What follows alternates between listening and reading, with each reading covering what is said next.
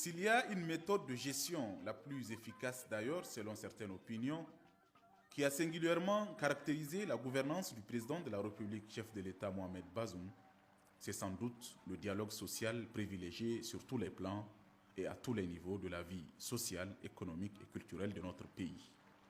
Un dialogue social interactif, inclusif, basé sur l'écoute et l'échange direct, voulu et entretenu personnellement par le chef de l'État, qui n'a voulu en effet négliger aucun apport en termes de suggestions et de propositions concernant les solutions aux problèmes de la nation. Ainsi, sur le plan de l'éducation, la priorité des priorités de sa politique de gouvernance, le président de la République a rencontré plusieurs acteurs, notamment les syndicats des enseignants de l'éducation de base et du secondaire, ceux des enseignants-chercheurs et des écoles professionnelles, hormis ses récentes visites notamment à l'école normale de Niamey et à l'université Abdou Moumouni Diofo, où il a échangé directement et sans filtre avec les étudiants et le corps des enseignants. Il arrive très rarement qu'un étudiant d'un certain nombre de facultés, en tout cas, finisse ses cycles premier et second et soutenir un mémoire de Master 2 en 5 ans. C'est très rare, c'est peut-être même pas possible. Ça, c'est un symptôme d'un dysfonctionnement sur lequel nous devons porter le regard nécessaire. Mais il n'y a personne qui va vous régler ces problèmes, messieurs les professeurs, messieurs les responsables de l'université Abdou Moumouni. Il n'y a que vous pour régler ce problème-là. Le gouvernement ne le fera pas à votre place. Je suis venu vraiment aussi pour vous inviter à une bonne réflexion.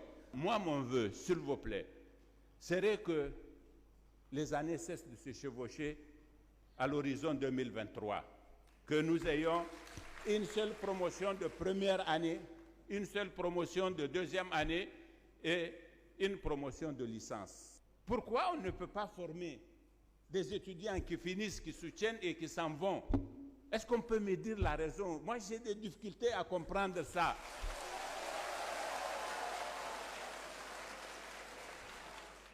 Le ministre est allé tenir ses réunions. Il est venu me dire que nous aurons besoin de 171 enseignants. J'ai ordonné qu'on les recrute. Nous allons les programmer au niveau du budget de l'État. Ça fait bientôt 1 an. Aucun professeur à ce jour n'a été recruté. Est-ce que ça aussi c'est normal? Non. C'est pas normal. Nous perdons beaucoup de temps, nous continuons à le perdre. À chaque fois que c'est le oui du mois, le SNEX décide qu'il arrête le travail et de façon mécanique, tout le monde reste chez lui. Moi, je trouve ça totalement déplorable. Pourquoi on observerait une grève comme si ça ne suffit pas d'avoir déjà perdu beaucoup de temps et d'avoir accumulé les promotions en une même année? Non. Moi, je trouve ça totalement absurde, franchement. Et les étudiants, vous êtes là avec un calendrier. Telle date, il y a eu tel étudiant qui est mort, on arrête les cours. Ça, au lieu de commémorer des dates de ce genre-là par d'autres formes de manifestations, comme ça se fait partout au monde, non, la grande base, elle observe la grève. Une journée de grève. Ça n'a pas de sens. Un jour, vous savez, ils ont décidé qu'il y aura une semaine culturelle.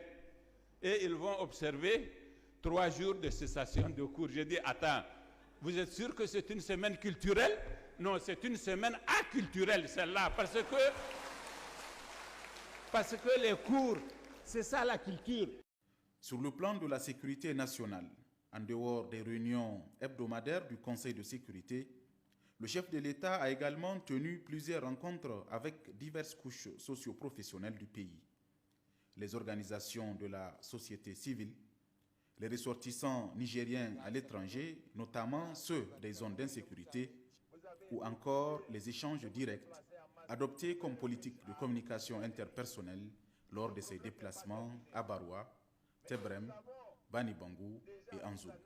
Nous avons salué le message livré à la nation le 2 avril lors de son investiture, où il disait qu'il allait travailler avec toutes les composantes de la nation, syndicats, sociétés civiles, partis politiques, bref, pour que nous regardions dans la même direction en vue d'un développement économique et social de ce pays.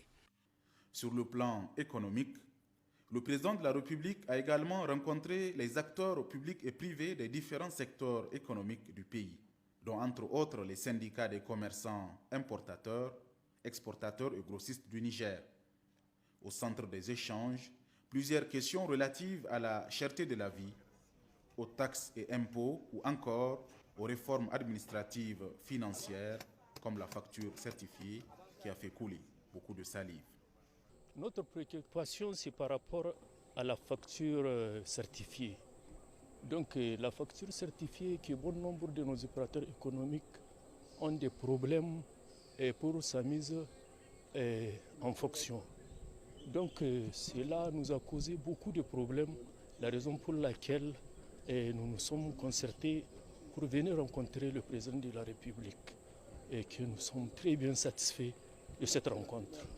Sur le plan de la gouvernance administrative et locale, le chef de l'État a tout d'abord tenu un grand forum sur l'éducation, regroupant l'ensemble des acteurs et partenaires du système éducatif nigérien. Et récemment, une très grande conférence avec l'ensemble des cadres de l'administration publique nigérienne. Le président de la République a également tenu un symposium de haut niveau avec les chefs traditionnels. Il a aussi rencontré les élus locaux et les gouverneurs des régions. Ces rencontres d'échange, dans un dialogue franc, ont permis au président de la République de libérer la parole et de prendre en considération les opinions des différentes forces vives de la nation. Le gouvernement est censé être du peuple, par le peuple et pour le peuple. Ça veut dire que le gouvernement procède de la volonté du peuple. Il doit être issu de la volonté du peuple.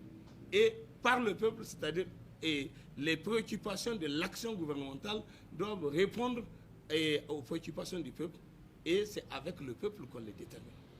Naturellement, ça pose le problème de l'échange récurrent, du dialogue permanent, et parce qu'en démocratie, c'est ça la règle de base. Ça veut dire que toutes les couches sociales doivent être prises en compte dans l'action de la gouvernance en vue de connaître les soucis des citoyens de cette couche et de leur chercher une solution ensemble avec eux. Parce que c'est par le peuple. Donc, par cette couche, ça veut dire qu'on ne peut pas trouver une solution à un problème d'une couche sociale qui ne prend pas en compte l'échange, le dialogue permanent avec cette couche pour comprendre la nature de son problème et les solutions les plus idoines qui sont partagées par tous. Évidemment, on peut ne pas être à mesure de pouvoir satisfaire toutes les attentes compte tenu d'un certain nombre de contraintes et de limites qui existent, sont souvent les contraintes matérielles ou financières ou les obstacles de gouvernance, en termes de qualité de gouvernance. Je souhaite que, dans ce sens, que cela puisse se continuer. Il faudrait le souligner, tous ces cadres d'échange et de concertation avec les forces vives de la nation dénotent à tout point de vue de l'engagement du président de la République, chef de l'État Mohamed Bazoum, à instaurer un dialogue social ouvert à tous dans le but de relever les grands défis qui obstruent le développement du Niger.